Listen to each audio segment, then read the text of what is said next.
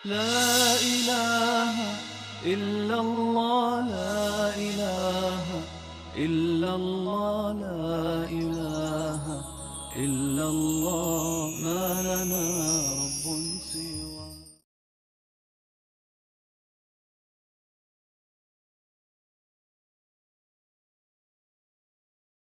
واضربوهن. وقال أيضا في آية أخرى وإن خفتم شقاق بينهما فابعثوا حكما من أهله وحكما من أهلها إن يريدا إصلاحا يوفق الله بينهما. میرے محترم بزرگوں اور دوستو،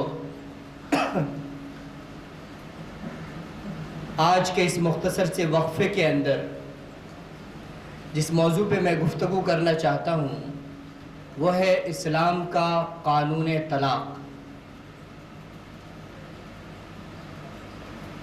میرے بزرگوں اور دوستو، نکاح شریعت کے اندر ایک عبادت ہے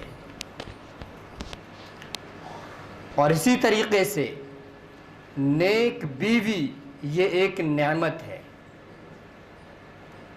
لہذا نکاح کو ختم کرنا ایک عبادت کو ترک کرنے کے مثل ہے. اسی طریقے سے ایک نیک بیوی پر ظلم کرنا، اسے ستانا، اسے چھوڑ دینا، یہ بھی ایک نعمت خداوندی کی ناشکری ہے. نکاح عبادت ہے. اللہ کے نبی صلی اللہ علیہ وسلم کی احادیث کے اندر اس کی تشریح موجود ہے. اللہ کے نبی صلی اللہ علیہ وسلم نے جو نکاح کے تعلق سے احادیث فرمائی ہیں اس سے واضح ہوتا ہے کہ نکاح ایک عبادت ہے. ایک موقع پر اللہ کے نبی صلی اللہ علیہ وسلم نے فرمایا تھا کہ وہ فی بضع احدکم صدقہ، بیوی سے ملنا بھی صدقہ ہے. اور ایک حدیث شریف کے اندر اللہ کے نبی صلی اللہ علیہ وسلم نے فرمایا اجرت حتی اللقمہ التی تجعلها فی فم الزوجہ، کہ تمہیں اجر ملتا ہے حتیٰ کہ محبت کے ساتھ ایک لقمہ بھی اگر اپنے بیوی کے منہ میں ڈالو. تو نکاح ایک عبادت ہے اسلام کے اندر، اس کو توڑنا یہ ایک گناہ کے مترادف ہے. کوئی بھی عمل ہو، کوئی بھی عبادت ہو، اس کو توڑنے سے قرآن کریم نے بھی منع کیا ہے. چنانچہ قرآن کریم کی ایک آیت ہے کہ لا تبطلوا اعمالکم، اپنے عمل کو مت توڑو. اسی لیے فقہاء نے اسی آیت کی بنا پر لکھا ہے کہ وہ عمل اگرچہ آپشنل ہو، فرض واجب نہ ہو، پھر بھی اس کو آپ توڑ نہیں سکتے، آپ نے جب اس کو کر لیا ہے، شروع کر دیا تو. اسی لیے اسی آیت کی بنیاد پر فقہاء نے کہا ہے کہ اگر کوئی نفل روزہ ہے یا نفل نماز ہے، آپ پڑھیں تو ثواب ملے گا، نہ پڑھیں تو گناہ بھی نہیں ملے گا. لیکن شروع کر دیا تو اس کا پورا کرنا واجب ہو جاتا ہے. اگر آپ نے روزہ رکھا بعد میں کسی وجہ سے ترک کر دیا نفل روزہ تو اس کی قضا لازم ہوتی ہے. تو کسی بھی عمل کو، کسی بھی عبادت کو بلا وجہ توڑنا شریعت کے اندر منع ہے. اور دوسری بات یہ کہ جو نیک بیوی ہے وہ ایک نعمت ہے. اللہ کے نبی صلی اللہ علیہ وسلم نے ایک حدیث شریف کے اندر فرمایا کہ الدنیا کلها متاع وخیر متاع الدنیا المرأة الصالحة، رواہ النسائی. اللہ کے نبی صلی اللہ علیہ وسلم نے فرمایا کہ دنیا کی ساری چیزیں ایک متاع ہے، سامان زندگی ہے، اور ان میں سے سب سے بہترین متاع نیک بیوی ہے. وہ دنیا کی سب سے بڑی نعمت کے طور پر اللہ کے رسول صلی اللہ علیہ وسلم نے فرمایا کہ ایک نیک بیوی ہے.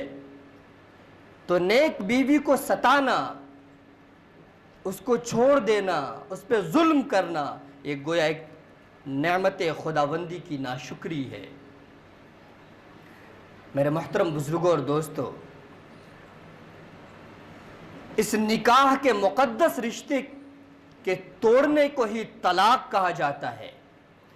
طلاق سے پہلے جو شریعت نے پروسیس بتلائے ہیں، جو اعمال بتائے ہیں، عام طور پہ مسلمان اس سے واقف ہی نہیں. ذرا سی رنجش اور ذرا سا جھگڑا ہوا ایک دم سے طلاق.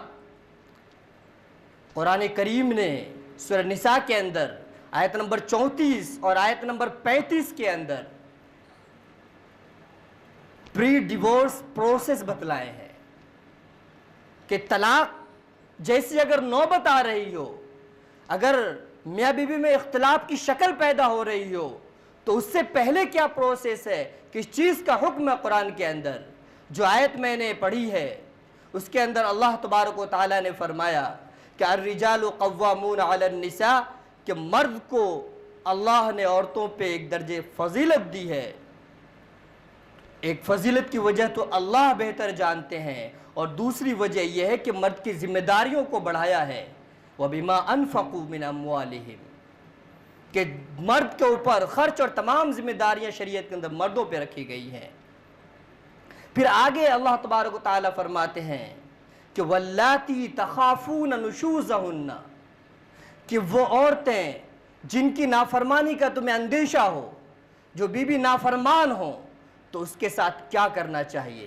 وَاللَّاتِي تَخَافُونَ نُشُوزَهُنَّ فَعِظُوهُنَّ, اولاً فَعِظُوهُنَّ, اسے نصیحت کرو, اسے سمجھاؤ, پیار سے, محبت سے, نصیحتوں سے, قرآن و حدیث سے اسے سمجھاؤ. کاؤنسلنگ, سمجھانے کا حکم ہے, یہ پہلے نمبر پر ہے.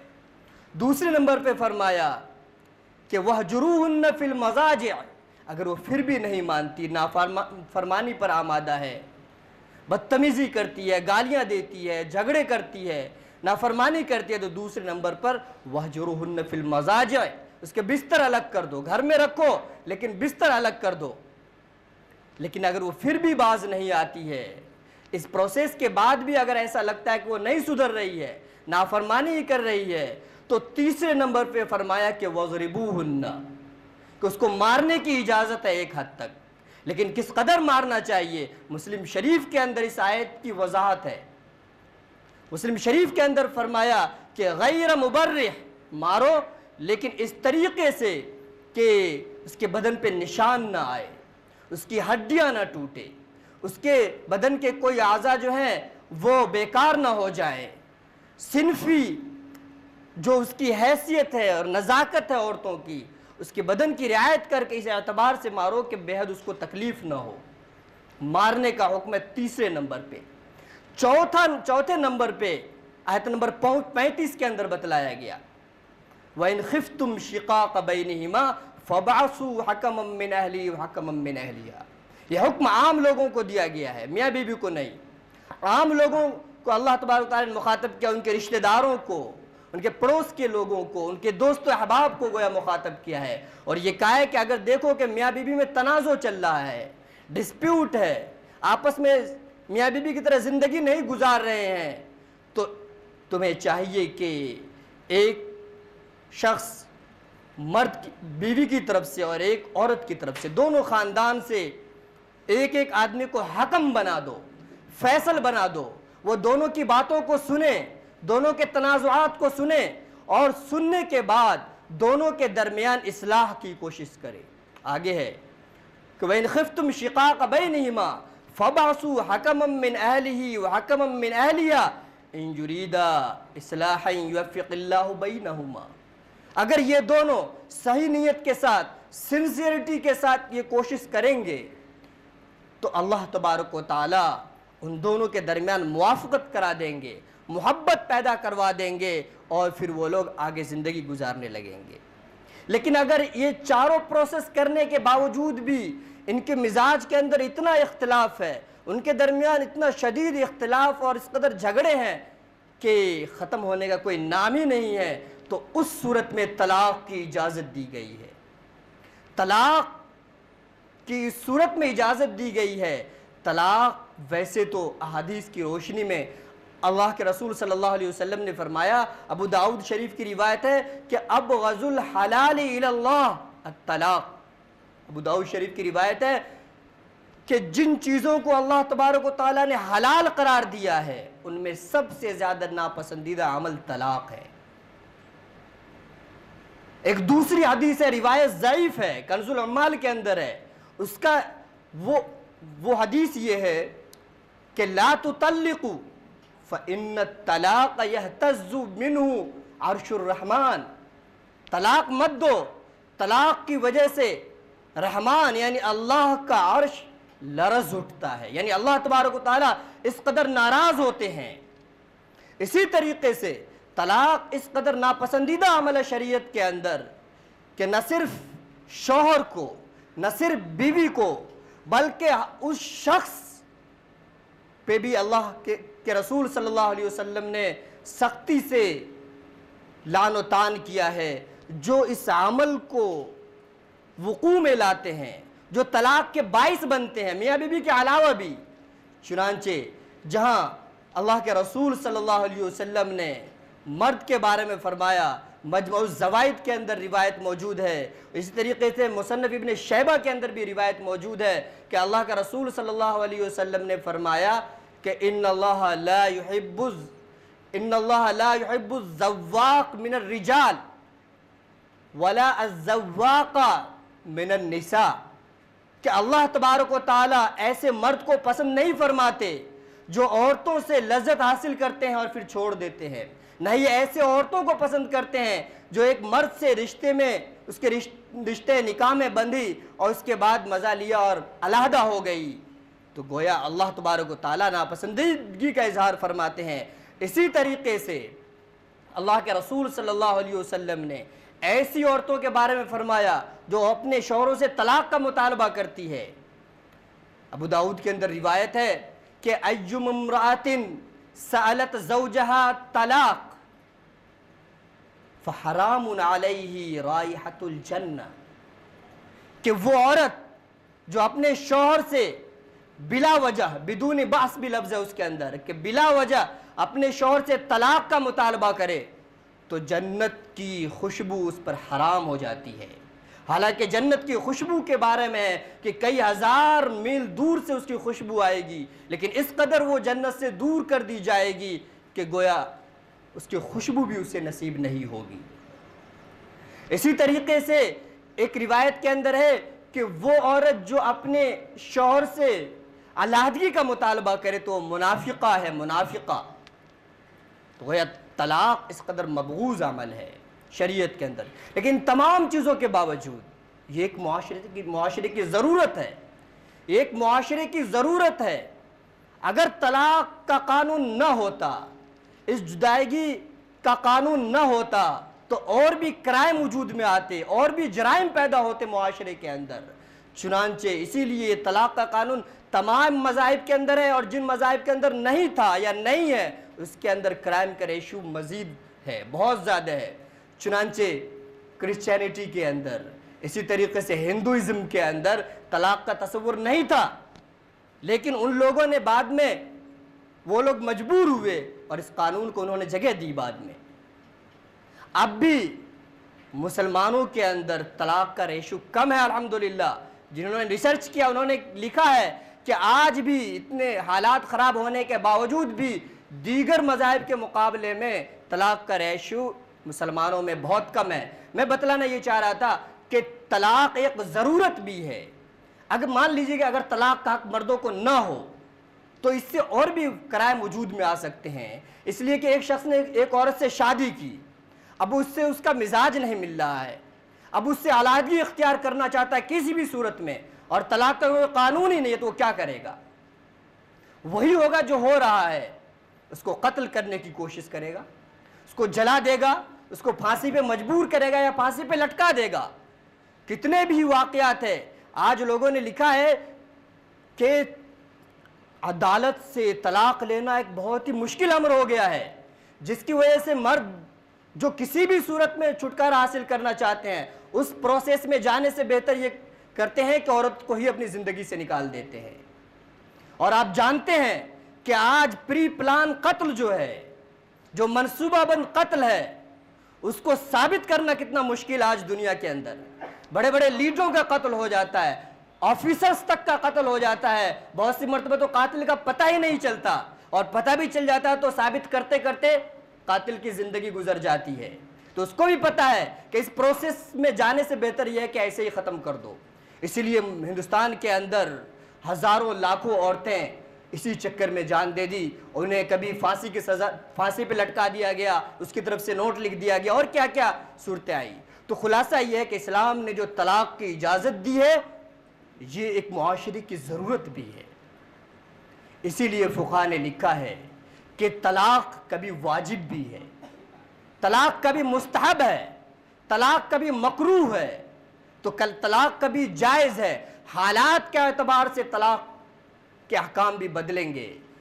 طلاق واجب ہے اس صورت میں جب مرد عورت پہ ظلم کر رہا ہو اور اس کو چھوڑ بھی نہیں رہا ہو، یا اس کے بس میں نہ ہو کہ عورت سے ظلم کو روکے اور عورت کے حقوق کو ادا کرے. مان لیجئے کہ ایک شخص نے شادی کی اور وہ نامرد ہے،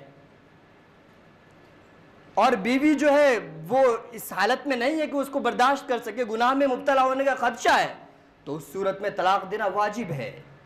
اور بھی صورت بن سکتی ہے اگر آپ سوچیں تو. مان لیجئے کہ ایک لڑکی کا نکاح ہوا، نکاح ہوتے ہی لڑکا کسی جرم میں جیل کے اندر چلا جاتا ہے اور کورٹ نے اس کو عمر قید کی سزا سنا دی. عورت جوانی کی دہلیز پہ ہے اور اس کو کورٹ نے سزا سنا دی ہے. اب یہ سچویشن ہے کہ یا تو عورت بغیر شادی شدہ یوں ہی 20 سال یا جو بھی مدت زندگی گزارے، تو اگر وہ اس کے پاس ہمت ہے تو ٹھیک ہے، لیکن اس کو لگتا ہے کہ وہ برائی میں مبتلا ہو جائے گی اور شوہر سے مطالبہ کرتی ہے کہ مجھے آپ چھوڑ دو تاکہ میں دوسرا نکاح کر لوں، لیکن مرد چھوڑ بھی نہیں رہا ہے، تو یہ وہ شکلیں ہیں جہاں پر طلاق دینا واجب بھی ہو جاتا ہے. اور بھی بہت ساری شکلیں ایسی نکل سکتی ہیں کہ مرد کی وجہ سے عورت پہ ظلم ہو رہا ہو اور عورت طلاق کا مطالبہ بھی کر رہی ہو، تو اس صورت میں طلاق دینا واجب ہو جاتا ہے. عورت اگر بدتمیز ہے، بے حیا ہے، فاحشہ ہے، اس کی وجہ سے گھر کا ماحول خراب ہو رہا ہے، تو اس صورت میں طلاق دینا مستحب ہے.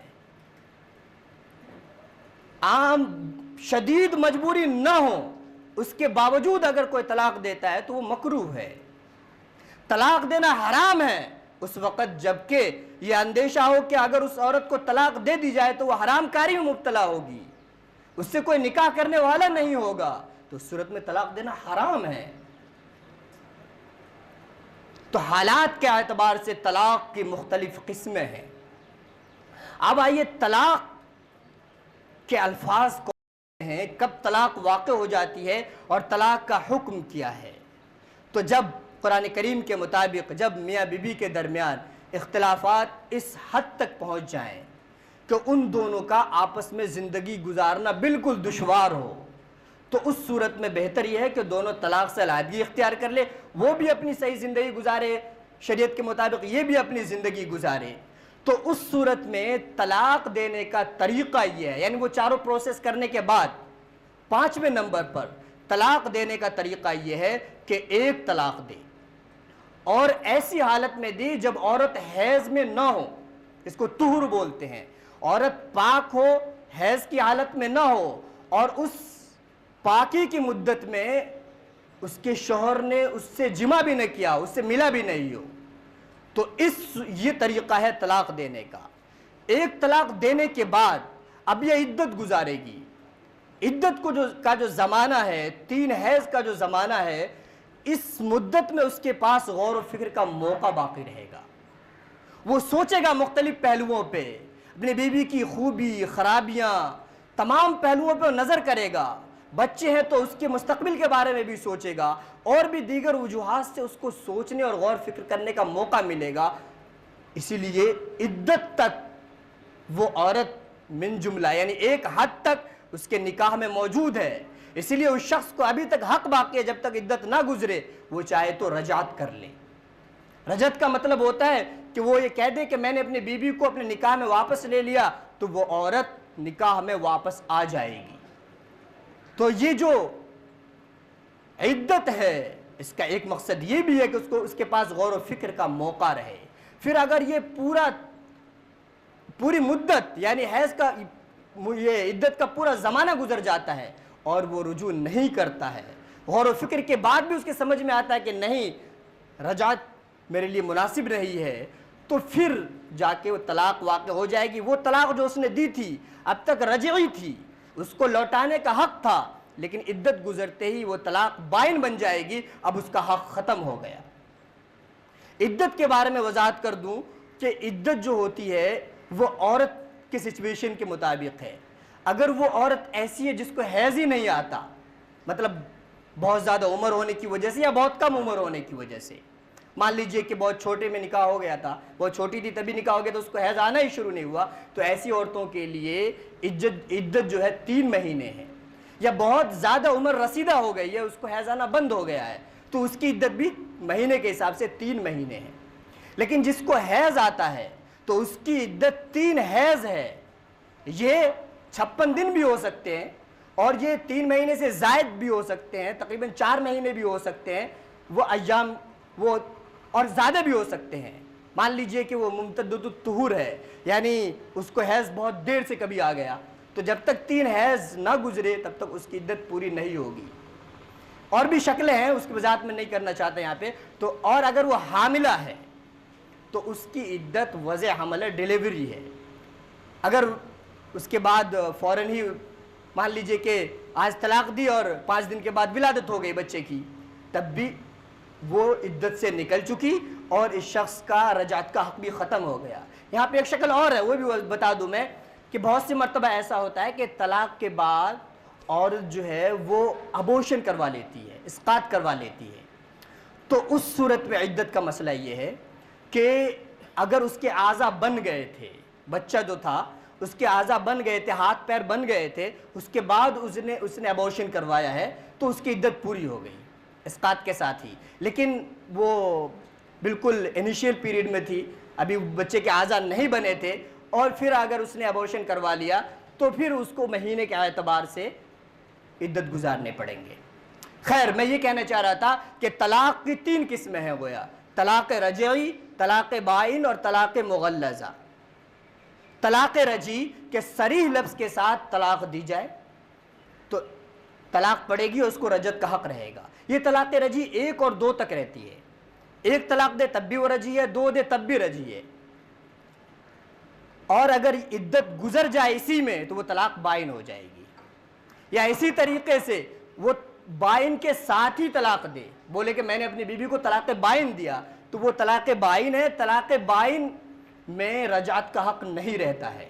عدت گزارے گی لیکن مرد کے پاس یہ حق نہیں رہتا کہ رجعت کر لے. نکاح ثانی کرنا پڑے گا، دوبارہ نکاح کرنا پڑے گا اگر وہ بیوی کو اپنے پاس لانا چاہتا ہے. تو عدت کے دوران بھی نکاح کر سکتا ہے اور عدت کے بعد بھی کر سکتا ہے. یہ شوہر کے لیے ہے. دوسرے سے اگر وہ نکاح کرنا چاہتی ہے تو عدت کے بعد ہی نکاح کرنا پڑے گا. عدت کے دوران دوسرے مرد سے اس کا نکاح نہیں ہو سکتا. تیسری طلاق جو ہے وہ مغلظہ ہے. اس کے بارے میں سمجھ لیجئے کہ طلاق مغلظہ دینا حرام ہے، ناجائز ہے. اللہ کے نبی صلی اللہ علیہ وسلم نے منع کیا ہے. اور حضرت عمر رضی اللہ تعالیٰ عنہ تو ایسے لوگوں کو سزا دیا کرتے تھے، کوڑے لگوایا کرتے تھے، لیکن اس کے باوجود طلاق واقع ہو جاتی ہے. بالکل ایسے ہی ہے جیسے کوئی عمل ممنوع ہو، ناجائز ہو، فوربڈن ہو، لیکن اس کے ہونے کے بعد اس کا اثر ظاہر ہوتا ہے. قتل حرام ہے، سب لوگ جانتے ہیں قتل حرام ہے، لیکن قتل کرنے کے بعد سامنے والا مر تو جائے گا. ایسے ہی یہ ہے کہ 3 طلاق دینا حرام ہے، ناجائز ہے، لیکن دینے کے بعد واقع ہو جاتی ہے اور 3 کے 3 واقع ہوتی ہے. یہاں پہ غلط فہمی ہے، میں اس کو علمی اعتبار سے 1 منٹ کے اندر وضاحت کر دوں کہ 3 طلاق ایک مجلس کے اندر دی جائے تب بھی 3 ہوتی ہے، الگ الگ دی جائے تب بھی 3 ہوتی ہے. کچھ غیر مقلدین علماء ہیں اہل حدیث، ان کا کہنا یہ ہے کہ 3 اگر ایک مجلس کے اندر دی جائے تو ایک ہی واقع ہوتی ہے. علمی اعتبار سے آپ سمجھ لیں تاکہ غلط فہمی کے شکار نہ ہوں. دراصل حضرت ابن عباس رضی اللہ تعالیٰ عنہ کی روایت ہے جو مسلم شریف کے اندر ہے. اس روایت کا ترجمہ یہ ہے کہ وہ فرماتے ہیں کہ اللہ کے نبی صلی اللہ علیہ وسلم کے زمانے میں، حضرت ابوبکر صدیق رضی اللہ تعالیٰ عنہ کے زمانے میں اور حضرت عمر رضی اللہ تعالیٰ عنہ کے زمانے کے شروع کے 2 سال میں 3 طلاق سے ایک ہی طلاق ہوتی تھی. یہ ان کی روایت ہے. اس کی بنیاد پر وہ کہتے ہیں. باقی جو روایتیں ہیں جو قرآن کریم کی آیت سورہ بقرہ کے اندر اللہ تبارک تعالیٰ نے فرمایا کہ الطلاق مرتان، طلاق 2 ہے، فَإِمْسَاكُمْ بِمَعْرُوف، فَإِمْسَاكُمْ بِمَعْرُوف، اگر تم چاہو تو اچھے طریقے سے واپس لے لو، رجعت کر لو، اور تسریح بِإحسان، اور اگر چاہو تو چھوڑ دو، عدت گزرنے دو، وہ بائنا بن جائے گی۔ فَإِن طَلَّقَهَا، پھر اگر طلاق دی یعنی تیسری طلاق دی، فَلَا تَحِلُّ لَهُ مِن بَعْدُ حَتَّى تَنكِحَ زَوْجًا غَيْرَهُ، پھر اگر طلاق دے دی تو وہ عورت تمہارے لیے اب حلال نہیں رہی یہاں تک کہ وہ کسی اور سے شادی کر لے۔ وہ دوسرا شوہر مر جاتا ہے، اس کا انتقال ہو جاتا ہے، یا کسی وجہ سے وہ اپنی مرضی سے اس کو طلاق دے دیتا ہے، تو پھر دوبارہ اس کے لیے حلال ہو جائے گی۔ یہ قرآن کریم کی آیت ہے۔ حضرت عائشہ صدیقہ رضی اللہ تعالیٰ عنہ کی روایت ہے، بخاری کے اندر ہے، مسلم شریف کے اندر ہے، وہ فرماتی ہے کہ ایک شخص نے اپنی بیوی کو طلاق دے دیا تھا، پھر اس نے دوسری شادی کر لی دوسرے مرد سے، اور دوسرے شخص نے شادی کے بعد فوراً اس کو پھر طلاق دے دی، تو اللہ کے نبی صلی اللہ علیہ وسلم سے پوچھا گیا اتحل للاول، کیا یہ عورت پہلے شوہر کے لیے حلال ہو گئی؟ تو اللہ کے نبی صلی اللہ علیہ وسلم نے فرمایا کہ لا حتی یذوق عسیلتها کما ذاق الاول، کہ نہیں جب تک کہ دوسرا شوہر اس سے مل نہ لے، میاں بیوی جیسا رشتہ نہ قائم کر لے، فزیکل ریلیشن نہ بنا لے، اس وقت تک وہ پہلے کے لیے حلال نہیں ہو سکتی۔ تو آپ نے اس کو نافذ فرمایا، اسی لیے کہا کہ دوسرا شوہر جب تک مباشرت کر کے طلاق نہ دے تب تک وہ حلال نہیں ہوگی۔ اسی طریقے سے ابو داؤد شریف کے اندر روایت ہے حضرت عویمر رضی اللہ تعالیٰ عنہ کے بارے میں کہ ان کو اور ان کی بیوی کے درمیان لعان کا معاملہ پیش آیا۔ لعان کہتے ہیں کہ مرد اگر عورت پہ الزام لگائے تو دفع الزام کے لیے قسم وغیرہ کھانی پڑتی ہے، اور قرآن کریم میں اس کی تفصیل موجود ہے۔ تو بہرکیف لعان کے بعد اس شخص نے اپنی بیوی کو 3 طلاق دے دی، تو اس کے اندر موجود ہے نہ کہ نفذ النبی صلی اللہ علیہ وسلم، کہ اللہ کے نبی صلی اللہ علیہ وسلم نے اس طلاق کو نافذ فرمایا۔ اسی طریقے سے حضرت عمر رضی اللہ تعالیٰ عنہ کے بارے میں کہ اگر کوئی شخص 3 طلاق دیتا تھا تو حضرت عمر رضی اللہ تعالیٰ عنہ اس کی سخت پٹائی کرتے تھے، اس کو سزا دیتے تھے، اور اس کے بعد تفریق کر دیتے تھے، علیحدگی کر دیتے تھے۔ حضرت ابن عباس رضی اللہ تعالیٰ عنہ، جن سے غیر مقلدین دلیل پکڑتے ہیں، جو مسلم شریف کی روایت ہے، خود ان کا فتویٰ ہے کہ ایک شخص آیا اور کہنے لگا کہ میرے چچا نے میری چاچی کو 3 طلاقیں دے دیے، تو حضرت ابن عباس رضی اللہ تعالیٰ عنہ نے فرمایا کہ اس نے اللہ کی نافرمانی کی، تو اللہ نے بھی اسے شرمسار کیا، اس نے اپنے لیے سبیل، اپنے لیے کوئی جو راستہ تھا اس کو ختم کر دیا۔ مطلب یہ تھا کہ 3 طلاق دینا گناہ تھا، اس کے باوجود اس نے اس کو کیا، تو اللہ نے اس کو شرمسار کیا، یعنی اللہ تبارک و تعالیٰ نے اس کی بیوی کو ہمیشہ کے لیے اس سے دور کر دیا، اب اس کے لیے کوئی راہ نہیں بچی۔ تو خلاصہ یہ ہے کہ جس دلیل کو وہ پیش کرتے ہیں وہ حضرت ابن عباس رضی اللہ تعالیٰ عنہ کی دلیل ہے۔ 2 وجہ سے جمہور علماء نے، ائمہ 4 نے اور تمام لوگوں نے اس حدیث کو قبول نہیں کیا ہے۔ ایک پہلی وجہ تو یہ ہے کہ اس روایت کو ابن عباس رضی اللہ تعالیٰ عنہ سے روایت کرنے والے طاؤس ہیں، جو ایک راوی ہیں۔ طاؤس کے بارے میں جو اصول حدیث کے ماہرین ہیں ان کا کہنا ہے کہ یہ منکر روایات بھی نقل کرتے ہیں، اس لیے قابل قبول نہیں ہے، پہلی بات۔ دوسری بات یہ ہے کہ ابن عباس رضی اللہ تعالیٰ نے خود اس روایت کو نقل کر رہے ہیں، اور دوسری طرف خود حضرت ابن عباس رضی اللہ تعالیٰ عنہ اس کے خلاف فتویٰ دے رہے ہیں۔ تو آخر ایک صحابی اللہ کے نبی صلی اللہ علیہ وسلم کے قول کے خلاف فتویٰ کیسے دے سکتا ہے؟ جب راوی خود جس حدیث کو نقل کر رہا ہے اس کے خلاف فتویٰ دے رہا ہے، اس کا مطلب ہے کہ اس حدیث کے اندر ضعف ہے، کمزوری ہے، اس لیے تمام امت نے اس کو قبول نہیں کیا۔ جتنے بھی بڑے علماء اکرام گزرے ہیں ان میں سے صرف علامہ ابن قیم رحمۃ اللہ علیہ کا قول ہے، اور جس کو بہت سے لوگ فالو کرتے ہیں۔ ابھی پریزنٹلی بتلانا یہ چاہ رہا ہوں کہ ابھی دنیا میں جتنے بھی بڑے بڑے معتبر فتاوے کے سینٹرز ہیں ان میں سے 3 بڑے مانے جاتے ہیں۔ ایک تو سعودی عربیہ کے جو علماء کبار کی مجلس ہے وہ، دوسرے نمبر پر مصر کے اندر جو جامع ازہر ہے وہ، اور تیسرے نمبر پر ایشیا کے اندر دارالعلوم دیوبند۔ ان تمام لوگوں کا متفقہ فیصلہ ہے کہ 3 سے 3 ہی طلاق واقع ہوتی ہے۔ خود ابھی کچھ سالوں پہلے کی بات ہے کہ سعودی عربیہ کے اندر ایک کمیشن بنائی گئی، علماء کبار کی پورے سعودی میں کمیشن بنائی گئی اور ایک سیمینار رکھا گیا 3 طلاق کے موضوع پر کہ تمام علماء کرام دلائل پیش کریں تاکہ آئندہ جو بھی ڈیسیزن ہے متفقہ طور پر اس کے حساب سے فتویٰ دیا جائے. تو اس کا فیصلہ انٹرنیٹ کے اندر عربی کے اندر بھی موجود ہے, اس کے تراجم بھی ترجمے بھی موجود ہے کہ انہوں نے فیصلہ کیا کہ قرآن کریم, احادیث اور علماء کبار کے آراء سے واضح طور پہ معلوم ہوتا ہے کہ 1 دے تو 1 واقع ہوگی, 2 دے تو 2 اور 3 دے تو 3 واقع ہوگی. 3 سے 1 واقع ہونا یہ صحیح نہیں ہے. تو لہذا بہت سے لوگ جو ایسا کرتے ہیں وہ غلط کرتے ہیں. جو جمہور علماء کا قول ہے اس پہ ہی ہمیں عمل کرنا چاہیے. اور بھی بہت سارے پہلو ہیں لیکن غالباً وقت ہو چکا ہے, اس لیے آئندہ انشاءاللہ اگر موقع ملا تو اس پہ تفصیل سے گفتگو ہوگی. وآخر دعوانا الحمدللہ رب العالمین. طلاق, خلا اور فسخ نکاح. طلاق تو آپ لوگوں نے سمجھ ہی لیا. خلا کا مطلب یہ ہوتا ہے کہ عورت مطالبہ کرے کہ مجھے طلاق دے دو یا مجھے چھوڑ دو, تو مرد اس کے اس مطالبے کو قبول کر لے. خلا کے اندر بدل خلا بھی ہوتا ہے. اس کا مطلب ہوتا ہے کہ کوئی رقم یا کم سے کم مہر کی معافی جو ہے وہ بدل خلا طے پائے. خلا کا حکم یہ ہے کہ خلا کی وجہ سے طلاق بائن پڑتی ہے, عورت پہ عدت لازم ہوتی ہے اور عدت کے دوران کا خرچ بھی مرد پر لازم ہوتا ہے. اگر کچھ طے نہ ہو تو کم سے کم مہر کی رقم معاف ہو جاتی ہے. اگر مرد عورت کے حقوق میں یہ اہم مسئلہ ہے, اگر مرد کسی صورت میں بھی طلاق نہ دے, یہ کہنا چاہ رہے ہیں کہ مرد کسی صورت میں طلاق نہ دے. میں نے وہی کہا کہ نکاح کو ختم کرنے کے 3 طریقے, طلاق, خلا اور فسخ.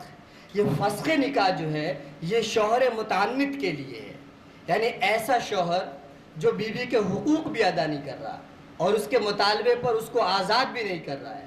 تو ایسی عورت جو ہے وہ اسلامی عدالت سے رجوع کرے گی اور وہاں پر وہ عدالت یا دارالقضاء اس شوہر کو بلا کے نوٹس دے کر ان کے درمیان بات چیت کریں گے وہ لوگ.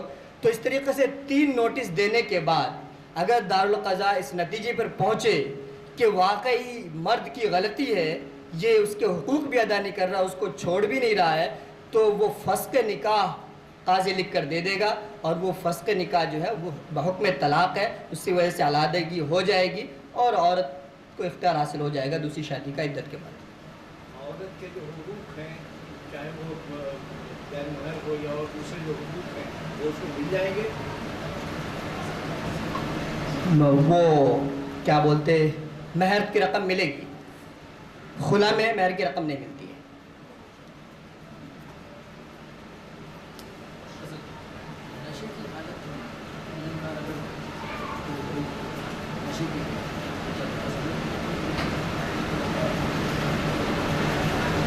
ایک اہم سوال انہوں نے کیا ہے کہ نشے کی حالت کی طلاق واقع ہوتی ہے یا نہیں. تو سمجھ لیجئے کہ طلاق واقع کرنے کے لیے 3 شرائط ہے. نمبر 1 شوہر ہونا, نمبر 2 بالغ ہونا اور نمبر 3 عاقل ہونا. تو شوہر ہونا تو آپ لوگ کے سمجھ میں آ گیا کہ غیر کیسے طلاق دے گا. ہاں اگر وکیل بنائے تو دے سکتا ہے, غیر بھی, غیر کو وکیل بنا دیا تو وہ دے سکتا ہے. دوسری شرط بالغ ہونا, نابالغ لڑکا اگر طلاق دے اس کی طلاق نہیں ہوگی اگرچہ وہ ہوشیار ہے. تیسرے نمبر پر عاقل ہونا, تو عقل نہ ہو تو اس کی طلاق نہیں ہوتی ہے. لہذا ایسا شخص جو ہوش و حواس میں نہ ہو تو اس کی طلاق واقع نہیں ہوتی ہے. لیکن نشہ کرنا, شراب پینا چونکہ شریعت کے اندر ایک جرم ہے, گناہ ہے, کبیرہ ہے, تو اسی لیے نشے کی طلاق کو فقہاء نے واقع مانا ہے, جبکہ وہ نشہ شراب کی شکل میں اور حرام کی شکل میں. لیکن اگر کسی نے دوا کھائی ہے اس کی وجہ سے اس نشہ آ گیا تو پھر طلاق دے, طلاق واقع نہیں ہوگی. کسی نے جبرن شراب پلا دی پھر اس نے طلاق دے دی تب بھی اس کی طلاق واقع نہیں ہوگی. شراب جان بوجھ کے خود پیے تو یہ غلطی ہے, اس کی جرم ہے, تو اس کے سزا کے طور پہ اس وقت کی طلاق کو واقع مانا گیا ہے. باقی نشہ کی دیگر حالتوں کی طلاق کو واقع نہیں مانا گیا. پہلی ہی طلاق دیا اس نے, نشے کی حالت میں ایک ہی طلاق دی ہے, عدت ابھی پوری نہیں ہوئی, 2 طلاقیں باقی. رجت کر سکتا ہے، رجت کر سکتے ہیں. نشے کی حالت میں شراب پی ایک طلاق دی، بعد میں رجت کر سکتا ہے. ہاں 3 بولے تو 3 واقع ہوگی. جی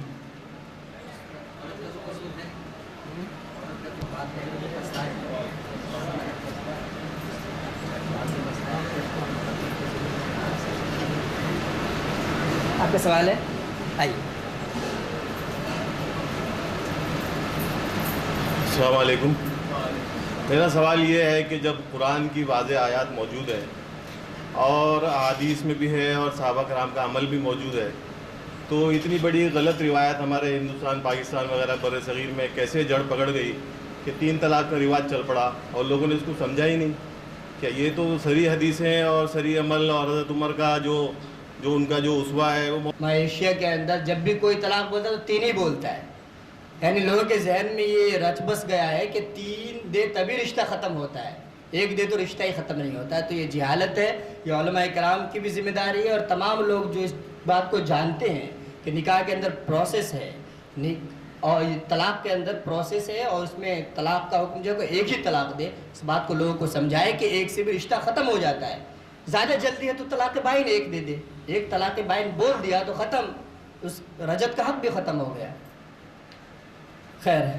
ابھی انہوں نے ایک سوال یہ کیا ہے کہ نشے کی حالت میں جو طلاق ہوتی ہے، مرد نشہ کرتا ہے، شراب پیتا ہے اور بسا اوقات ظلم عورت پہ ہوتا ہے. مرد نے طلاق دے دی، اب وہ دوسری شادی کر لے گا بعد میں، لیکن عورتوں کا نکاح مشکل ہمارے معاشرے کے اندر، تو عورت کو کیوں سزا مل رہی ہے؟ ان کا سوال یہ ہے. تو دیکھیے اصل مسئلہ یہ ہے کہ سزا آپ جس کو بھی دیں گے دنیا میں تو صرف وہی اس سے متاثر نہیں ہوگا، اس کے پیچھے ایک نسل متاثر ہوتی ہے. تو اس کے لیے آپ کیا کریں گے؟ ایک بیٹے کو سزا ہوتی ہے، باپ کی کچھ غلطی نہیں لیکن باپ بھی اس فکر میں غم میں گھٹ گھٹ کے مرتا ہے. اس کی بیوی ہے، اس کے بچے ہیں، کسی بھی جرم میں اگر اس کو سزا ہوگی تو سزا تو متعدی ہوتی ہے تکلیف کے حساب سے. تو یہ کوئی مسئلہ نہیں ہے. اس نے غلطی کی، اس کو بھی سزا ہے. ایسا آپ نہیں کہہ سکتے کہ اس کی بیوی کو جو اس کی چہیتی تھی، اس کی بچوں کو سنبھالتی تو اس کو اگر اس سے جدا کر دیا جائے تو اس کے لیے سزا نہیں ہے، ایسا آپ نہیں کہہ سکتے. طلاق کا بات کی وضاحت بہت ہے، بہت سارے اس کے پہلو ہیں. ابھی انہوں نے پوچھا تو طلاق کے الفاظ کے اعتبار سے 2 قسمیں ہوتی ہے، ایک صریح ایک کنایا. صریح جیسے طلاق بولا، یا جو لفظ یا ایسا لفظ جو طلاق کے لیے کسی بھی معاشرے میں مشہور ہو، ضروری نہیں طلاق دینا. مثال کے طور پہ بہت سے علاقے میں جواب دینا، کہ اس نے اس کو جواب دے دیا، تو جواب طلاق کے معنی میں مشہور ہے، تو وہ طلاق رجعی یا صریح لفظ ہے. ایسے بہت سے علاقوں میں چھوڑ دینا یا ڈیورس. تو اس طرح کے جو الفاظ جو اسی کے لیے استعمال ہوتے ہوں تو وہ صریح ہوتے ہیں. اس سے جب طلاق دی جاتی ہے تو رجعی پڑتی ہے. الفاظ کچھ وہ ہوتے ہیں جو اس کے لیے مشہور نہیں ہیں، اس سے طلاق دی اس نے، جیسے کہا کہ مثلا عدت گزار لے یا کوئی ایسا لفظ استعمال کیا، تو اس کی نیت پہ ڈیپینڈ کرے گا. اگر اس کی نیت اس لفظ سے طلاق دینے کی تھی تبھی واقع ہوگی، اگر اس کی نیت نہیں تھی تو طلاق واقع نہیں ہوگی. دوسری بات، اگر طلاق ہوگی تو رجعی نہیں بائن واقع ہوگی. جو لفظ مشہور نہیں ہے طلاق کے لیے اس سے طلاق دی جاتی ہے تو بائن واقع ہوتی ہے. اور دوسری بات یہ کہ واقع ہونے کے لیے نیت کی ضرورت ہوتی ہے. ایک بات اور انہوں نے پوچھی ہے کہ چاہتا ہوں، چاہوں گا، تو طلاق پڑتی ہے لفظ ماضی سے یا لفظ حال سے؟ یعنی ایسا ورڈ آپ نے استعمال کیا جو پاسٹ کے لیے یوز ہوتا ہو یا پریزنٹ کے لیے. طلاق دیا، طلاق دیتا ہوں تو ہو جاتی ہے، لیکن اگر کہا کہ طلاق دوں گا تو اس سے طلاق نہیں ہوگی. یہ وعدہ ہے، دس از اے پرومس. یہ ایک پرومس ہے کہ میں دوں گا، اس سے واقع نہیں ہوگی. دیا یا دیتا ہوں، اس سے طلاق واقع ہو جاتی ہے. Eastern Crescent is not just an English monthly, but differs from others in many ways. It consists of well-researched articles, targets issues which seldom get the attention of the mainstream media, gives every issue its deserving place, answers the misconceptions about Islam and Muslims, acts aptly on its slogan, Alternative Media, People's Choice. For subscription and other details, please contact us on 022 2677 1618 or 022 2679 8538. You may also log on to www.easterncrescent.in.